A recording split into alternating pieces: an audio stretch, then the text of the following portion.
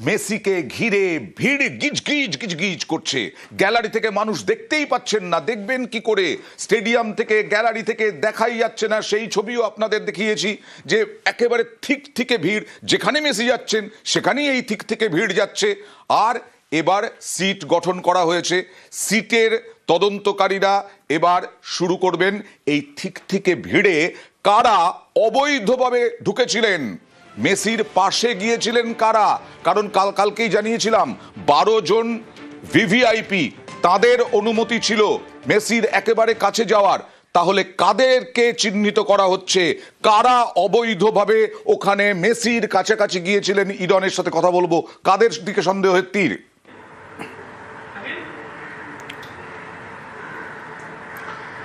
দেখো, মেসির সঙ্গে কারা প্রবেশ করেছিলেন এবং তাদের কি সেই মেসি অবধি যাওয়ার কথা ছিল, এই প্রশ্নের উত্তরই তদন্ত কমিটি তারা খুঁজছেন। একদম মূলত যাদেরকে প্রাথমিকভাবে অনুমান করা হচ্ছে যে কারা ছিলেন, অবশ্যই পুলিশের যে বিভিন্ন ভিডিও ফুটেজ খতিয়ে দেখা হচ্ছে। আমি তখন ছবিটা দেখিয়েই বলি অয়ন, এই সেই এডি কাট আউট, এই কাট আউটের ভেতর থেকেই মেসি প্রবেশ করেন এবং মেসির গাড়ি যখন এখানে এসে প্রবেশ করে বা দাঁড়ায়, তখন দেখা যায় এই গেটে দাঁড়িয়ে থাকা পুলিশ কর্মী তারা অবশ্যই গেটের নিরাপত্তায় ছিলেন, তারা ছবি তুলতে চলে যান। এছাড়া মেসির সঙ্গে যারা ছিলেন তারা তো ছিলেন, এবং আরো যারা আনুষঙ্গিক মাঠের ভেতরে বিভিন্ন কাজের জন্য তারা ছিলেন, হয় তাদের কার্ড ছিল, অনেকের ক্ষেত্রে ছিল না, কারণ অনেক ইউটিউবার বা অনেকেই দেখা যায় যাদের কাছে কার্ড নেই, তারা ক্লোজ চলে আসতে শুরু করে এবং ভিড় এই জায়গায় একদম সম্পূর্ণ ভিড় হতে শুরু করে। এবং পরবর্তী সময় দেখা যায় যে মাঠে 27 জন সাংবাদিক, স্টিল ফটোগ্রাফারকে অ্যালাউ করা হয়েছিল, অফিসিয়ালি কার্ড 27, তারা একটা সময় থেকে ছবি পাচ্ছিলেন না, তাই তারাও দৌড়ে চলে আসতে শুরু করেন দেখবেন বলে।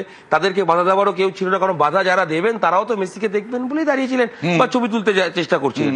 যারা ইভেন্টের দায়িত্বে ছিলেন তারা সবাই মিলে মেসির ক্লোজ চলে যাওয়ার চেষ্টা করেন, ইউটিউবার চলে যান, আর্জেন্টিনা জার্সি পরা অনেককে দেখা যায়।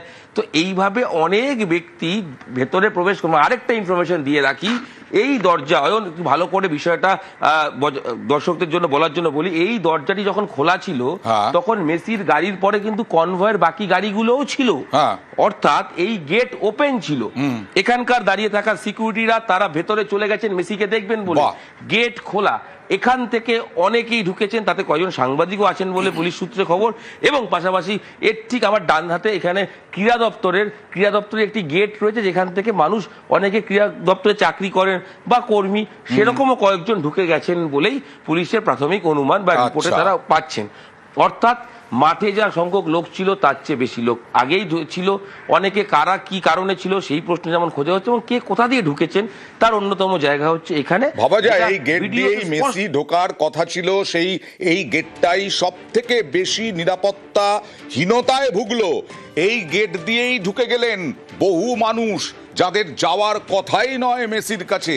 আর সিট গঠন করা হয়েছে, সিটের তদন্তকারী অফিসাররা বারবার যাচ্ছেন যুব ভারতীতে, এবং সিট কিভাবে আরো তদন্ত এগিয়ে নিয়ে যাবে সেই নিয়ে বলবে অমিত, অমিতের কাছে চলে যাব।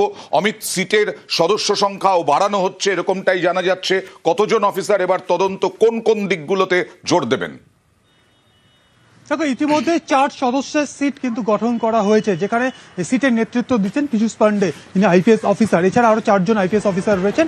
এদের তত্ত্বাবধানে কাজ এগিয়ে নিয়ে যাওয়ার ক্ষেত্রে, যেহেতু আজকেই তারা ঘটনাস্থলে পৌঁছে গিয়েছিলেন, বিধাননগর কমিশনারেটে গিয়েছেন, দফায় দফায় তারা মিটিং করেছেন, 25 জন পুলিশ আধিকারিককে এই সিটের তত্ত্বাবধানে কাজে লাগানো হচ্ছে বা নিযুক্ত করা হচ্ছে, এমনটা কিন্তু রাজ্য পুলিশ সূত্রে খবর। সেক্ষেত্রে কলকাতা পুলিশ, ভবানী ভবন অর্থাৎ রাজ্য পুলিশ ডিরেক্টরেট এবং রাজ্য পুলিশের অন্যান্য যে ডিপার্টমেন্টগুলো রয়েছে সেখান থেকে এখনো পর্যন্ত পুলিশ সূত্র থেকে যেটা জানা যাচ্ছে, 25 জন পুলিশ আধিকারিকদের এখানে ইনক্লুড করা হচ্ছে বা নিযুক্ত করা হচ্ছে, যারা সিটের তত্ত্বাবধানে থেকে তদন্তের কাজ এগিয়ে নিয়ে যাবে। সেক্ষেত্রে ডিএসপি পদমর্যাদার অফিসার এই 25 জন আধিকারিকের মধ্যে থাকবে ইন্সপেক্টর পদমর্যাদার অফিসার এবং সাব ইন্সপেক্টর পদমর্যাদার অফিসার।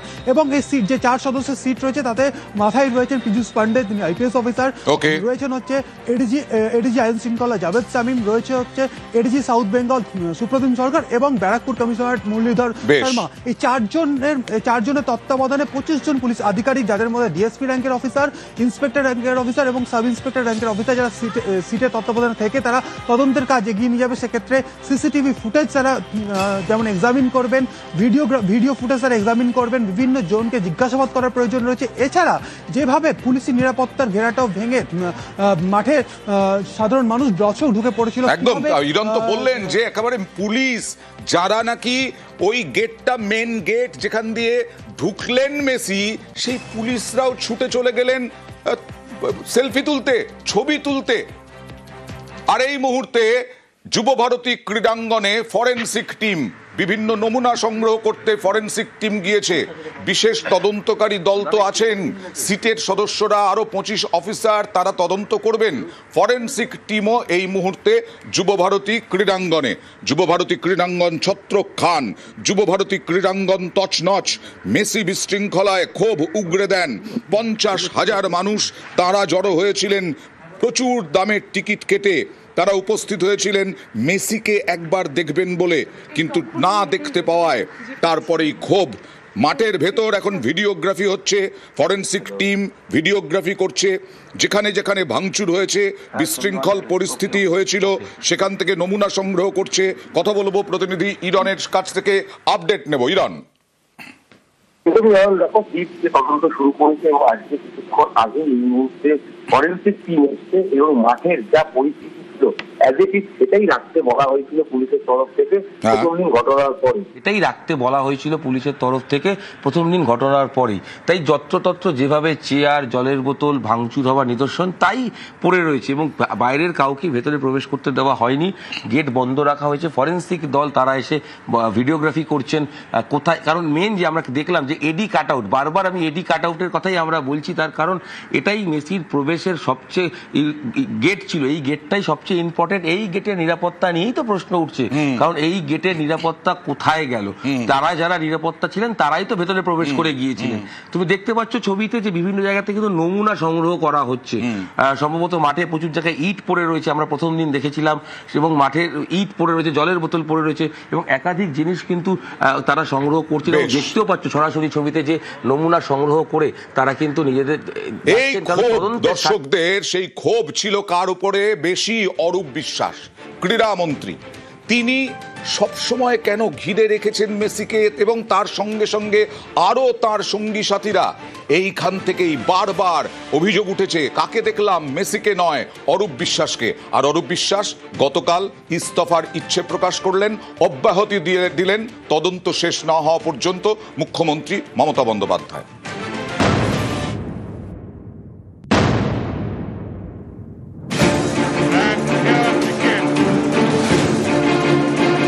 শনিবার যুবভারতীতে মেসি, প্রায় সারাক্ষণ তার পাশেই দেখা যায় ক্রীড়ামন্ত্রী অরূপ বিশ্বাসকে। মাঠের মধ্যে লিওনেল মেসিকে ঘিরে সেদিন ভিড়ে ভিড়। স্টেডিয়াম থেকে তাকে সেভাবে দেখতেই পাননি দর্শকরা। এতে সল্টলেক স্টেডিয়ামে শুরু হয় তাণ্ডব।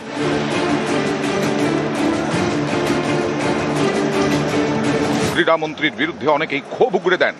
পলিটিশিয়ান নিজে অরূপ বিশ্বাস এবং তার দল বলেরা আমাদের টাকার উপর বেশ করে ওরা নিজেরা কাঁধে হাত দিয়ে অরূপ বিশ্বাসকে বলুন সবার টাকা ফেরত দিতে, সবার টাকা। অরূপ বিশ্বাস হায় হায়, অরূপ বিশ্বাস হায় হায়। শুধু মন্ত্রীরা ছিলেন না, মন্ত্রীদের ফ্যামিলিজরা ছিলেন, আর ফ্যামিলির একটা দুটো লোক না, ভর্তি ভর্তি ফ্যামিলি মেম্বার।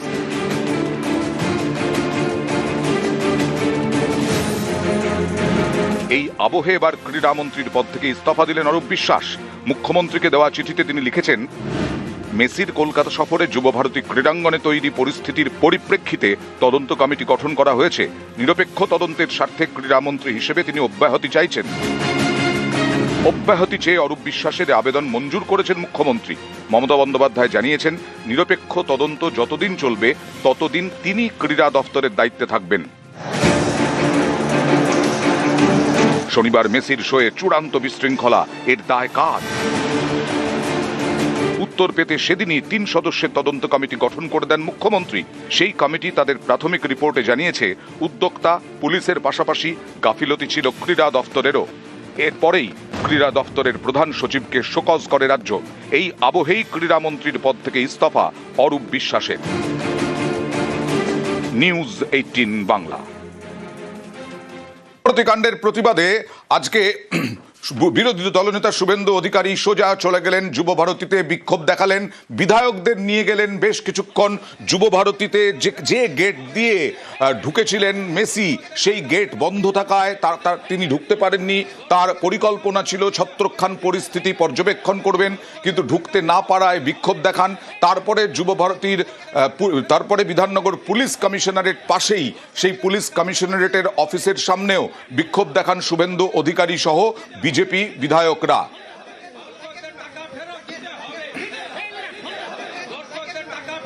রিটায়ার্ড জাস্টিসের নেতৃত্বে মমতা ব্যানার্জির মন গড়া কমিটি মানি না, সেই কারণেই কোর্টে গেছি। অ্যাক্টিং চিফ জাস্টিসের কাছে মামলা রয়েছে।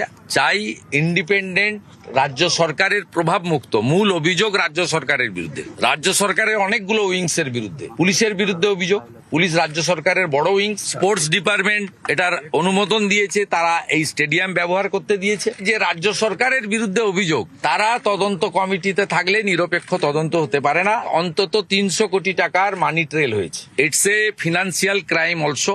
মানি লন্ডারিং অ্যাক্টে যারা দায়িত্ববান দেশের আইন অনুযায়ী ইনভেস্টিগেশন করার, তাদেরকে ইনভেস্টিগেশন করতে দিতে। আর ওনার যদি প্রতিবাদ জানানোর থাকে, ওনার তো বিধানসভা আছে, এটা তো আলিপুর চিড়িয়াখানা নয় যেখানে গিয়ে দেখতে হবে। যে ঘটনা ঘটেছে সংবাদ মাধ্যমের ক্যামেরা সমস্ত জায়গায় ছিল।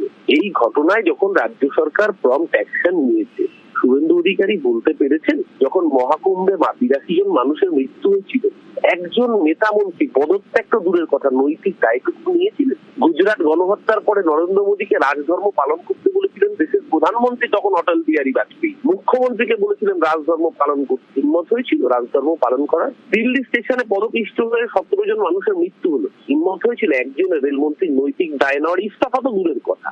মমতা ব্যানার্জির সরকার এই জন্যই বাকিদের থেকে হাজার কদম এগিয়ে।